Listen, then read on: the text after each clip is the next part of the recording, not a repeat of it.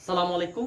SSC 26 শিক্ষার্থীরা, যখন থেকে মাননীয় শিক্ষামন্ত্রী বলছিল যে এবার থেকে এক্সাম হবে অভিন্ন প্রশ্নে, বোর্ড এক্সাম, তখন থেকে প্রতিটা শিক্ষার্থীর মনে একটা বিষয় জানার আগ্রহ যে অভিন্ন প্রশ্নে যদি প্রশ্ন হয়, প্রশ্ন কি কঠিন হবে নাকি সহজ হবে, সেটা আমরা আজকে জানব।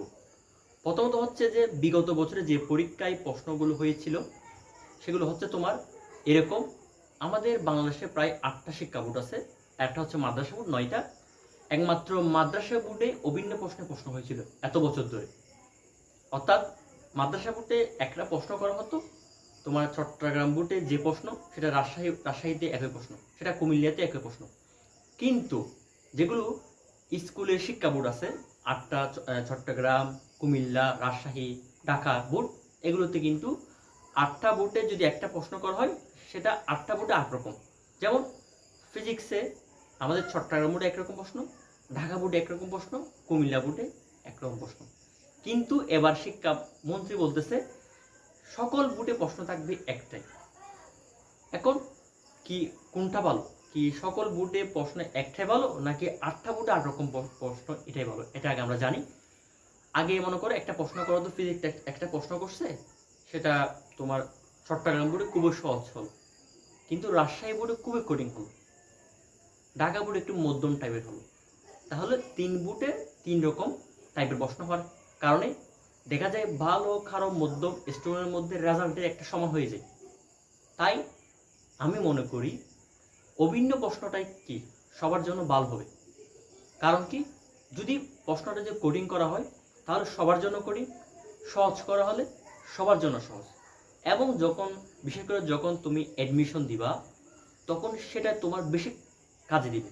কারণ দেখা যায় মনে করো কুমিল্লাতে একজন স্টুডেন্ট, সে তার বাংলাতে 90 পাওয়ার তার যোগ্যতা আছে, আর চট্টগ্রামের একজন স্টুডেন্ট, সে বাংলাতে 50 পাওয়ার তার যোগ্যতা আছে, অর্থাৎ তার অ্যাবিলিটি এতটুকু, সে 50-এ পাবে।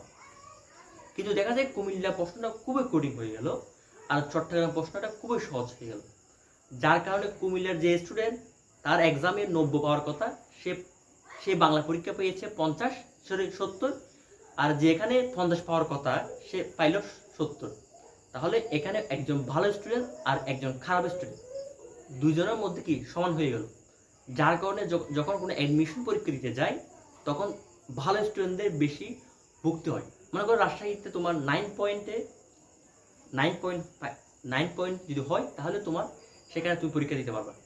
এখন দেখা যায় যে ভালো স্টুডেন্টও পাইলো 9 পয়েন্ট আর খারাপ স্টুডেন্টও পাইলো 9 পয়েন্ট, যার কারণে দেখা যায় বেশিরভাগ ক্ষেত্রে তোমার ভালো স্টুডেন্টে বাদ পড়ে যায়। তাই এই অভিন্ন প্রশ্নটা সবার জন্য ভালো।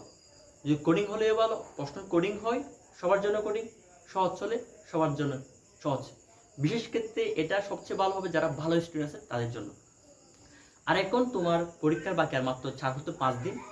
এখন এরকম বিভিন্ন প্রশ্ন তোমার মনে জাগবে, তুমি জানার জন্য ইউটিউব, ফেসবুক বা বিভিন্ন মাধ্যমে খুঁজবে। কিন্তু তোমার এই এটা খোঁজার সময় না, এখন সময় হচ্ছে তোমার মন দিয়ে তোমার পড়াশোনা করা, তুমি ভালো রেজাল্ট করো, তোমার যে স্বপ্ন সেটা পূরণ করো, এবং তোমার পিতামাতার যে স্বপ্ন, তোমাকে নিয়ে একটা স্বপ্ন তারা দেখছে, সেটাকে পূরণ করো। তোমার এটা 12 বছরের পড়াশোনার ফসল, তাই তোমার ভালো রেজাল্ট করতে হবে। সবার জন্য শুভকামনা। আসসালামু আলাইকুম।